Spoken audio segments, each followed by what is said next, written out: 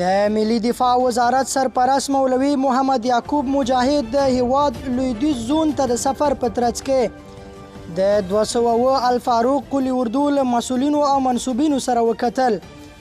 د باختر اژانس د خبر له مخې د ملي دفاع وزارت سرپرست د 207 الفاروق قلي اردو څخه د لیدنې پر مهال د نظام او ښې حکومتولۍ په اړه وویل. په هیواد کې د یوې منظمې مسلکي او خپلواکې اردو رامنځته کول د اسلامي نظام له موخو او د هیوادوالو هیله ده چې له نیکه مرغه دغه هیله پوره شوې ده.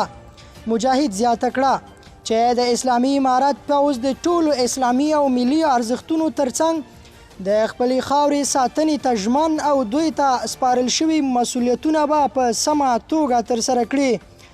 د ونې وار ده چې د ملي دفاع وزارت سرپرست د لا ښه چوپړتیاو وړاندې کولو او د نظم او ډیسپلین رامنځته کولو په موخه د یادې قلي اردو مشرانو او مسؤلینو ته لازمې لارښوونې او سپارښتنې وکړي.